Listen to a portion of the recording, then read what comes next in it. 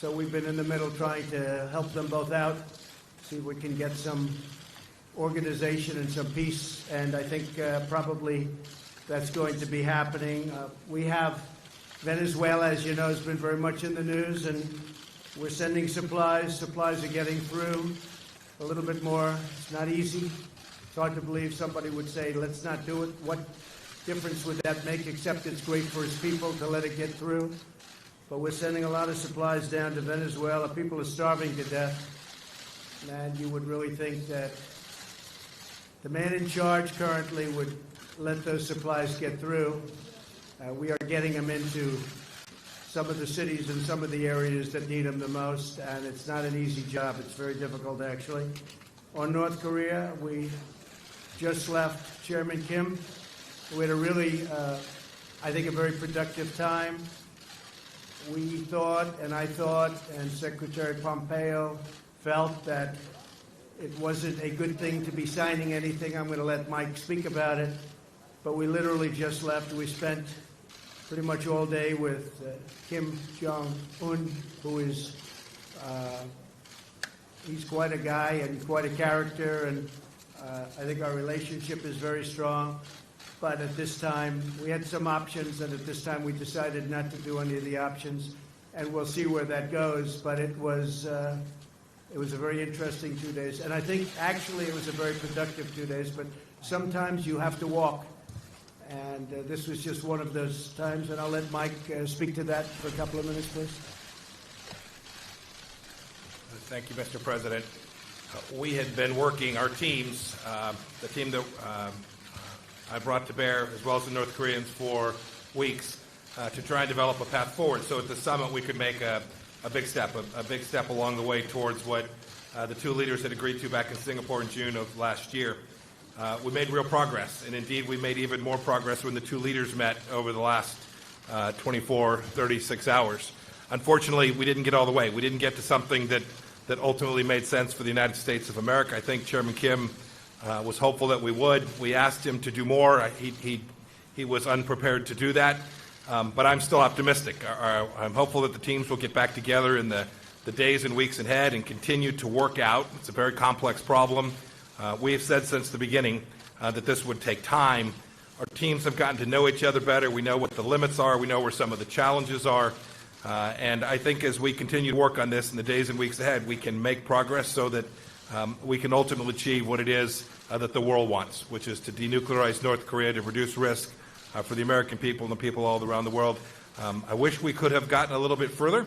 But I'm very optimistic that the progress that we made, both in the run-up to this summit, as well as the progress that the two leaders made over these past 2 days, put us in position to get a really good outcome. And the President and Chairman Kim both felt good that they had made that progress, but couldn't quite get along the line any further to make a deal that would have been bigger at this point. I hope we'll do so in the weeks ahead. Thank you, Mr. President. All right, Major, please.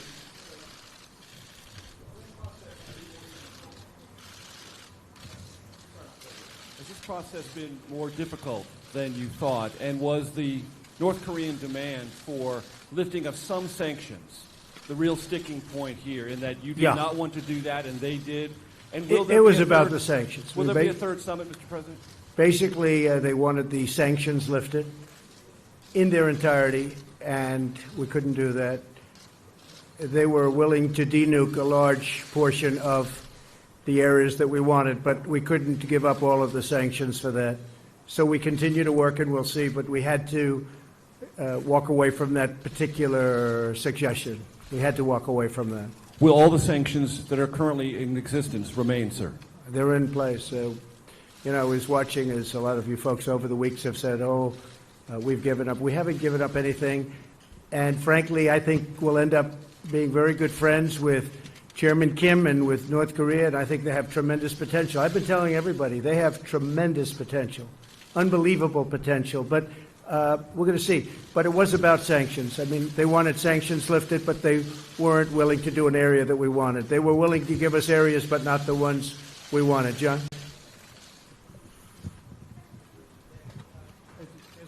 As we know, I mean, there's an incredibly complex set of issues that are at play here in terms of lifting the sanctions and what denuclearization is. Right. Did you get any distance toward sort of what Kim's vision of denuclearization Yes, is? we did. Because We there did. is a lot of line of thinking that he wants to keep some nukes. Yeah. I mean, would you allow him to do that? And if you Well, can't, I and don't, if you John, can't- I don't want to comment, excuse me, I don't want to comment on that exactly, but he has a certain vision, and it's not exactly our vision, but it's a lot closer than it was a year ago. And I think, eventually we'll get there. But for this particular visit, we decided that we had to walk, and we'll see what happens. Okay? Oh, look, we have a gentleman nobody's ever heard of that was Sean Hannity. What are you doing here, Sean Hannity? Should we let him do a question? I don't know. Yeah, John, go ahead. Yeah. So if he wants the sanctions completely off and you want more on denuclearization, how can you bridge that gap between now and the next time you might sit down together? With time, it'll be bridged, I think, at a certain point. But there is a gap. We have to have sanctions, and he wants to denuke, but he wants to just do areas that are less important than the areas that we want. We know the country very well, believe it or not. We know every inch of that country, and we have to get what we have to get, because that's a big give. Yes, Sean, please. I work in radio and TV. The mic's on. Mr. President, thank you. Mr. Secretary, good to see you. Mr. President, if you could elaborate a little bit more. We have some history. President Reagan walked away in Reykjavik. A lot of condemnation at the time, and it ended up working out very well in the end for the United States. Was this mostly your decision, what message would you want to send Chairman Kim as he's listening to this press conference about the future and your relationship? Well, Sean, I don't want to say it was my decision, because what purpose is that? I want to keep the relationship. We will keep the relationship. We'll see what happens over the next period of time. But as you know, we got our hostages back. There's no more testing. And one of the things, importantly, that Chairman Kim promised me last night is, regardless, he's not going to do testing of rockets and nuclear. Not going to do testing. So, I trust him, and I take him at his word. I hope that's true. But in the meantime, we'll be talking. Mike will be speaking with his people.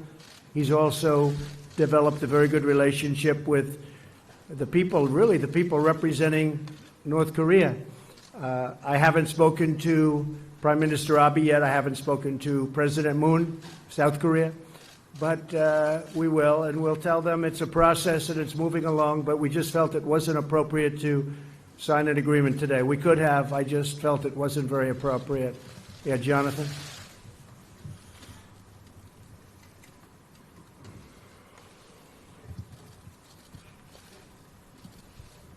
Thank you, Mr. President. Thank you. Two questions, if I may. First, did you learn anything new about Chairman Kim through this meeting? And secondly, of course, while this was going on, the drama back in Washington, your former lawyer, Michael Cohen, who worked for you for 10 years, his office right next to yours, right, Yeah. 5 years at Trump Tower, he called you a liar, a con man, a racist.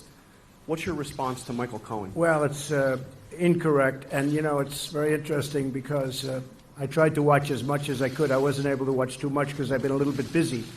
But I think having a fake hearing like that and having it in the middle of this very important summit is really a terrible thing. They could have made it 2 days later or next week, and it would have been even better. They would have had more time.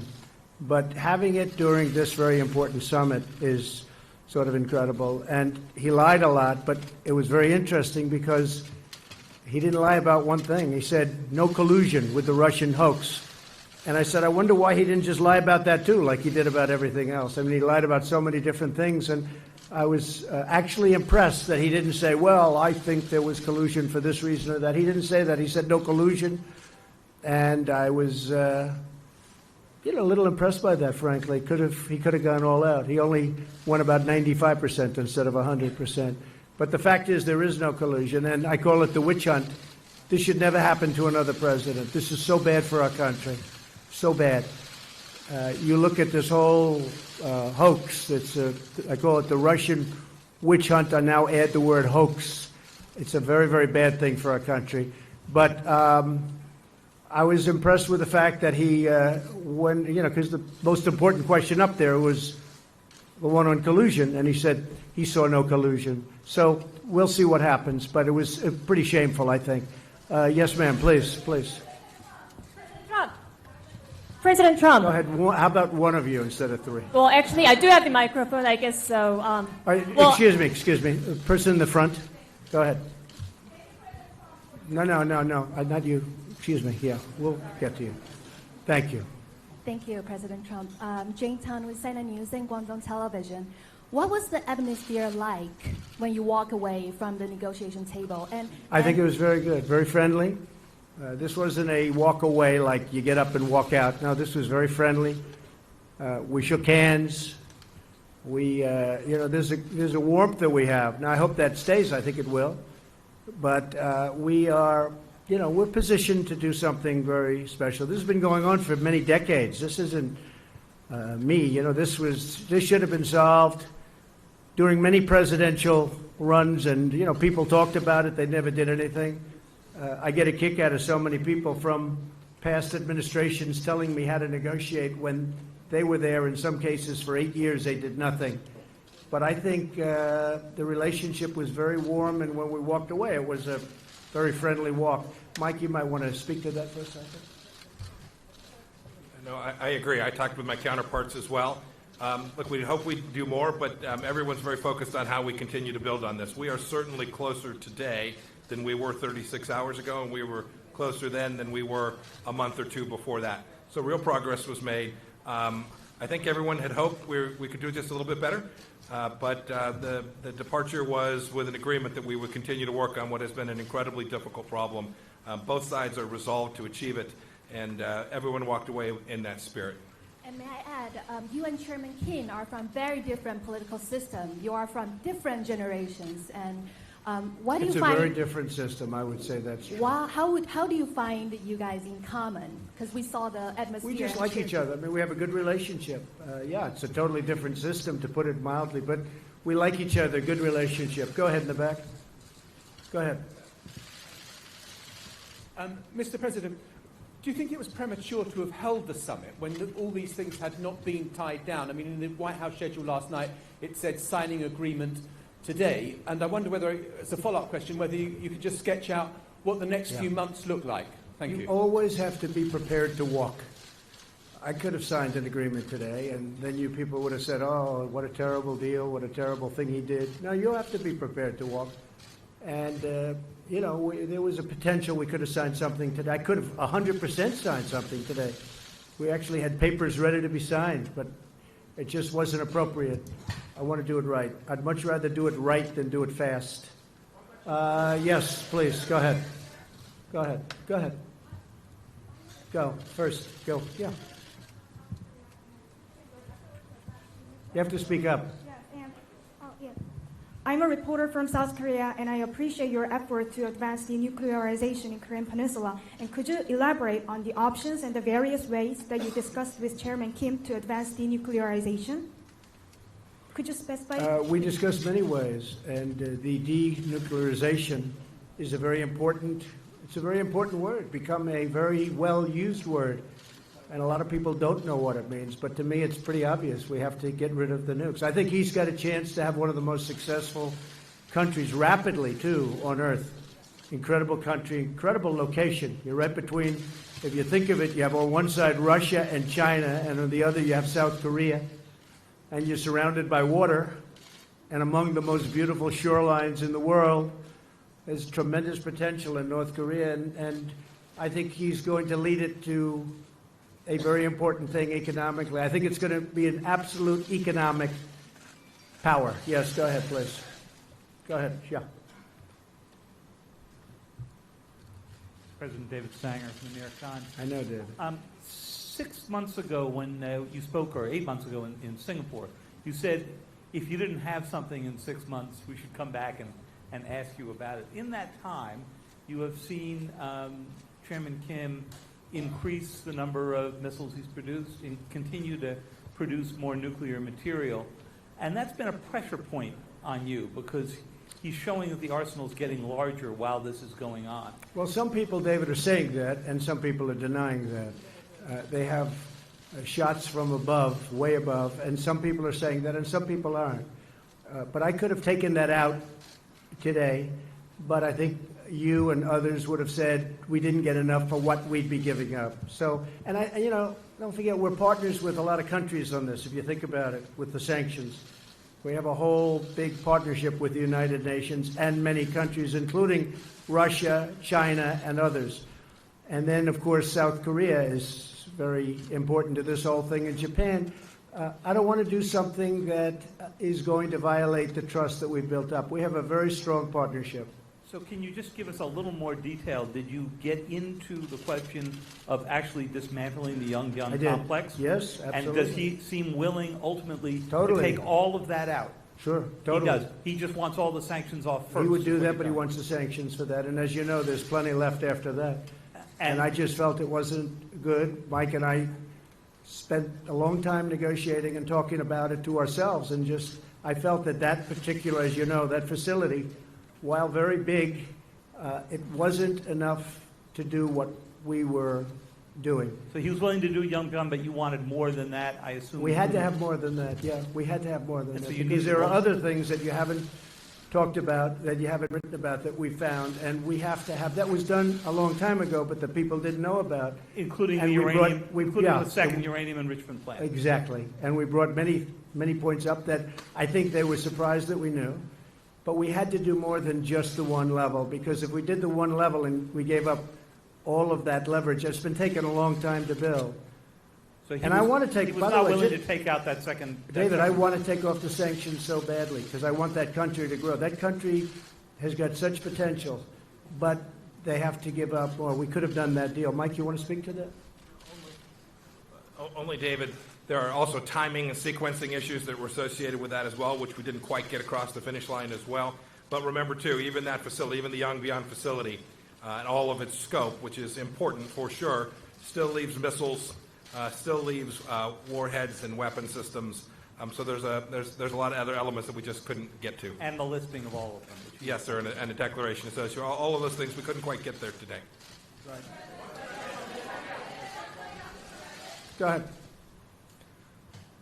Thank you, Mr. President. Thank you. I just wanted to clarify, when you talk about what you would be willing to give up all of the sanctions for, Right. are you still thinking that you want North Korea to give up everything to do complete, verifiable Well, I don't want to say denuclearization that to before you. you lift Yeah. sanctions? Yeah, it's a good question. I don't want to say that to you because I don't want to put myself in that position from the standpoint of negotiation. But, we want a lot to be given up, and we're giving up. And we'll have to, we'll be helping them along economically, us and many other countries are going to be helping. They're going to be in there. They're prepared to help. I can tell you Japan, South Korea, I think China, so many. And speaking of China, we're very well on our way to doing something special, but we'll see. I mean, I am always prepared to walk. I'm never afraid to walk from a deal. And I would do that with China, too, if it didn't work out. Are you concerned if you're not able to reach an agreement that the testing will start again, or that while all of this time Well, is he said passing the by, they're testing, yeah. continuing to develop their program? He said the testing will not start. He said that he's not going to do testing of rockets or missiles or anything having to do with nuclear. And all I can tell you is that's what he said, and we'll see. Yes, go ahead, please. Go ahead, please. In the back. Red, in the red. Thank you, Mr. President. Yes, thank you. Jessica Stone from CGTN. I have a question about China, as you were talking about. You talk about China being willing potentially to help economically, and the fact that you've talked or will talk to Presidents Moon and Prime Minister Abe. How would you describe China's role in facilitating the engagement that's happened so far between Pyongyang and Washington? I think China's been a big help, bigger than most people know. On the border, as you know, 93% of the goods coming into North Korea come through China. So there's a great power there. At the same time, I happen to believe that North Korea is calling its own shots. They're not taking orders from anybody. He's a very strong guy. and they're able to do things that are pretty amazing. But 93% still come in from China. China has an influence, and China's been a big help. And Russia's been a big help, too. As you know, there's a pretty small part of the border, but nevertheless significant, about 28 miles, and things can happen there, too, and they've been a help. Yes, go ahead, please. Thanks, President. Jen Chen with Shenzhen Media Group of China. In your meeting with Chairman Kim this morning and yesterday, did the topic of China come up? If so, what can you share with us today? And you probably will have the end of Mar-a-Lago summit in March with Chinese President Xi Jinping. What would you like accomplished with your agenda regarding China at that time? Thank you. We did talk about China today a lot, and he's getting along with China, and so are we. And we are, we're right now, you look at what's happened to our country. We've picked up trillions and trillions of dollars of net worth. Our stock market is almost at its all-time high. Our economy is incredible. Our unemployment numbers are among the best we've ever had in our history. Individual groups like African American, women, you just take a look at any group, Hispanic, you saw that, just came out, the best in history, African American, best in history. So many different numbers are coming out so good. So we have the strongest economy, possibly that we've ever had. Fiat Chrysler just announced that they're going to spend $4.5 billion right next to Detroit in Michigan. They're building a tremendous plant. It's actually an expansion of another plant. It's going to double up their jobs and even more than that. A lot of great things are happening. And with China, they're having some difficulty, as you know. But I think that a lot of the difficulty is because of the tariffs that they're having. And in addition to that, we're putting a tremendous amount of money. You saw trade deficits went down last month. Everyone was trying to find out why. Well, we're taking in a lot of tariff money, and it's going right to the bottom line, and it has reduced the trade deficit. So we'll see what happens with China. I think we have a very good chance. Their numbers are down, but I don't want that. I want their numbers. I want them to do great. But we've been losing anywhere from $300 to $500 billion a year with China for many, many years. And again, like other things, many presidents should have done this before me, and nobody did. So we're doing it. Go ahead, please. Right here, this gentleman. Chad O'Carroll from NK News, Specialist North Korea News. Good. What's your message for President Moon, who has effectively reached the glass ceiling as far as inter-Korean cooperation is concerned due to sanctions? And what's next for U.S. ROK military drills? Well, I like President Moon very much. We have a great relationship. Believe it or not, I have a great relationship with almost every leader. A lot of people find that hard to understand, but I do. But some take advantage of our country like you wouldn't believe. And when they know I know it, which I know in every case, maybe it sort of freezes them up a little bit. But we do. We have a lot of good relationships. We'll be calling President Moon very soon as I get by the phone on the plane. And he'll be one of the first calls. I'll be calling Prime Minister Abe of Japan, telling him about where we are and what we're doing. But I'll be making those calls. No, he's working very hard. President Moon is working very hard. He'd love to see a deal. And he's been very helpful. Okay? Thank you. Go ahead, please. Thank you, Mr. President. I'm Yang Sheng, reporter from Global Times China. I would like to ask you that what are you expecting China to do in the next step to mediate your relationship with North Korea? Thank you. To use China? Yeah, from China. Well, we do. I mean, China's been very helpful. President Xi is a great leader. He's a highly respected leader all over the world, and especially in Asia. And he's helped us, Mike, I would say he's helped us a lot, right?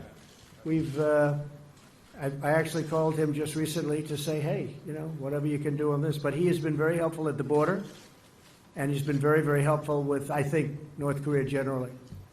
Could he be a little more helpful? Probably. But he's been excellent. Go ahead, please. Yeah, please. Sorry.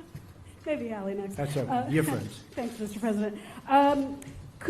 Did you commit with Chairman Kim to a next summit during your term? No, Okay. We'll and see if it happens. It happens. I have not committed. They are at this point, some would say, a nuclear power. Do you accept North Korea as a nuclear armed state, at least for the time being? And are you thinking about reimposing the military exercises with South Korea, or will you keep in a freeze? Well, for you know, the freeze? military exercises, I gave that up quite a while ago because it costs us $100 million every time we do it. We fly these massive bombers in from Guam, and when I first started, a certain general said, "Oh, yes, sir, we fly them in from Guam. It's right next door." Well, right next door is 7 hours away. And then they come and they drop millions of dollars of bombs, and then they go back. But we would spend, we spent hundreds of millions of dollars of those exercises, and I hated to see it. I thought it was unfair. And frankly, I was sort of the opinion that South Korea should help us with that. You know, we're protecting South Korea. I think they should help us with that. So those exercises are very expensive. And I was telling the generals, I said, look, you know, exercising is fun and it's nice, and they play the war games. And I'm not saying it's not necessary, because at some levels it is, but at other levels it's not. But it's a very, very expensive thing. And, you know, we do have to think about that too. But when they spend hundreds of millions of dollars on those exercises, and we don't get reimbursed, we're spending a tremendous amount of money on many countries, protecting countries that are very rich, that can certainly afford to pay us, and then some. And those countries, by the way, and those countries know that it's not right, but nobody's ever asked them before, but I've asked them, and we're gaining a lot of money. We picked up over $100 billion just in NATO over the last 2 years. $100 billion more has come in. And we're doing that with a lot of countries. You'll be seeing that a lot. Yes, sir, please. Yeah, 1 second, please. Yes, thank you, Mr. President. You have a personal relationship, and I believe Vice President Pence does, with the family of Otto Warmbier.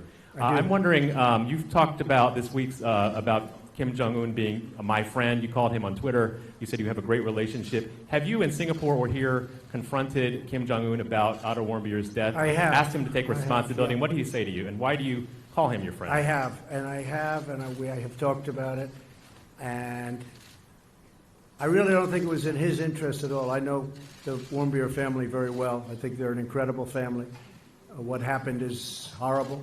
I really believe something very bad happened to him, and I don't think that the top leadership knew about it. And when they had to send him home, by the way, I got the prisoners back, I got the hostages back, and Otto was one of the hostages, but Otto came back in shape that was not even to be talked about. I thought it was horrible. Now, the others came back extremely healthy, but Otto came back in a condition that was just terrible. And I did speak about it, and I don't believe that he would have allowed that to happen. It just wasn't to his advantage to allow that to happen. Those prisons are rough. They're rough places, and bad things happened. But I really don't believe that he was. I don't believe he knew about it. Did he tell you that he did not? Did Kim Jong-un tell you? He felt badly about it. I did speak to him. He felt very badly. But he knew the case very well, but he knew it later. And you know, you got a lot of people. Big country, a lot of people, and in those prisons and those camps, you have a lot of people, and some really bad things happened to Otto. Some really, really bad things. Why are you? But he tells me that he didn't know about it, and I will take him at his word. Yes, ma'am. Go ahead, please. Please go ahead in the back. No, in the back, behind you. Thank you. Mr. President, Schwarzman Valentina, Sputnik News Agency. Have you discussed the issue of possible inspections to North Korea nuclear sites during your negotiations? You're going to have to speak a little louder. And where are you from? Russia, Sputnik News Agency. Okay. Have you discussed the issue of possible inspections to North Korea's nuclear sites during your talks with the chairman?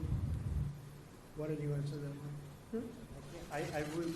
Good. Inspections I was to worried nuclear about my- sites. International inspections. inspections, yes. Inspections on North Korea? Yeah, inspections we'd be to able, the yeah. nuclear We'd be able sites. to do that very easily. We have that set up, so we would be able to do that very easily. The inspections on North Korea will take place, and if we do something with them, we have a schedule set up that is very good. We know things that, as David was asking about certain places and certain sites, there are sites that people don't know about that we know about. We would be able to do inspections, we think, very, very successfully. Yes, ma'am, please, please. Yes, go ahead, please. Yes.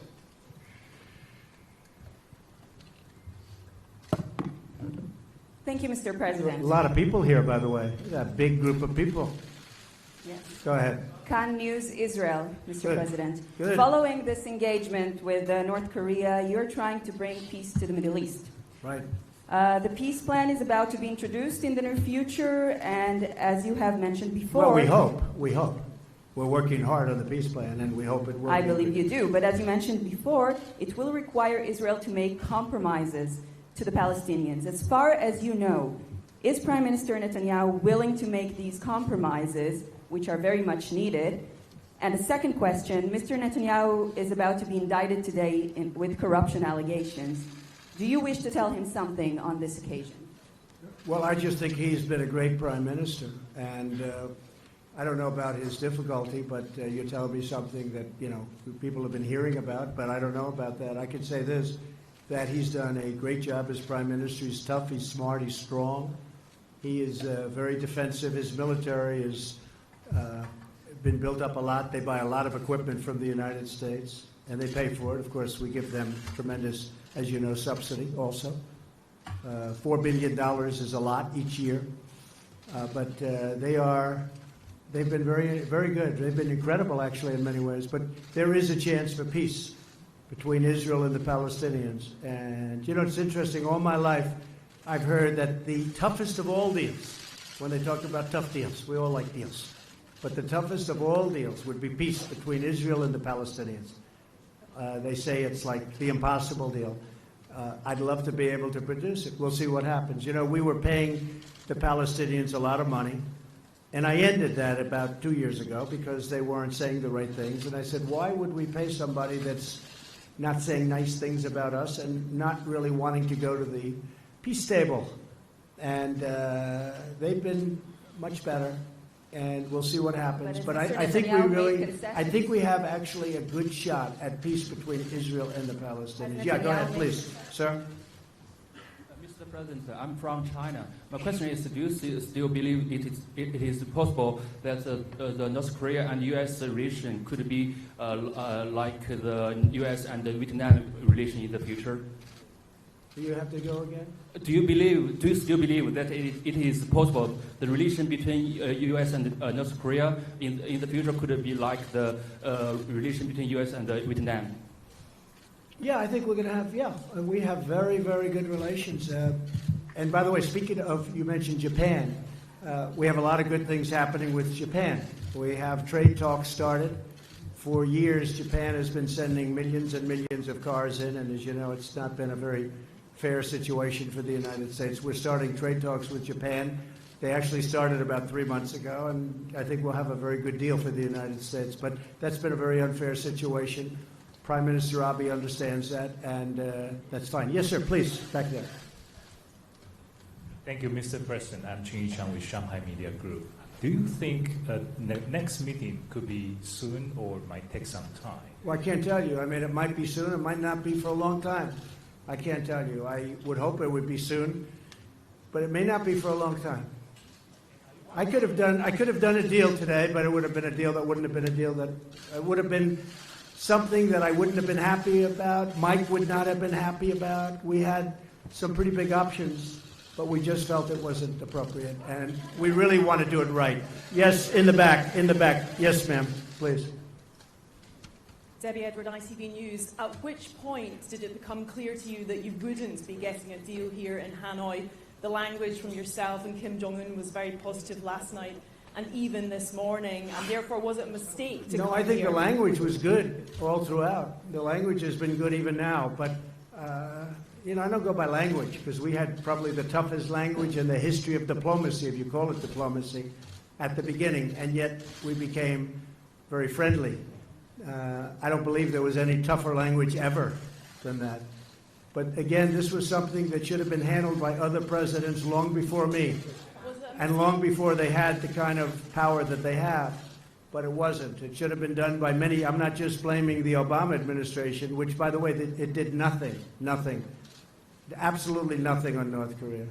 It allowed things that happened and to happen that were very inappropriate. But I'm not blaming the Obama administration. I'm blaming many administrations. Something should have happened. But I don't think the rhetoric's been bad at all. Initially it was horrible, but now it's been very good. All right, one more. How about you? Go ahead, please. Please, go ahead. Go ahead. Good. Channel 8, 동아일보, South Korean media outlet here. I'd like to ask you, you said that we do not particularly know when they will be, North Korean leader will be willing to come to the table and take the actions that's been required. If that's the case, would the U.S. be willing to strengthen the sanctions and perhaps put the pressure on North Korea to move forward? I don't want to comment on that. I can just tell you this, that we have very strong sanctions. I don't want to talk about increasing sanctions. They're strong. They have a lot of great people in North Korea that have to live also, and that's important to me. And I would say this, my whole attitude changed a lot because I got to know, as you know, Chairman Kim very well, and they have a point of view also. So I don't want to really talk about that. I just think that hopefully for the sake of South Korea, for the sake of Japan, and frankly for the sake of China, I was talking to President Xi, who really is a man that gets the respect of a lot of people. I say you can't love having a nuclear state right next to China. And he doesn't. He really doesn't. He would like to see that problem solved too. So that's it. Well, ladies and gentlemen, I'm about to get on a plane and fly back to a wonderful place called Washington, D.C. So thank you very much. Thank you, fellas. Thank you very much.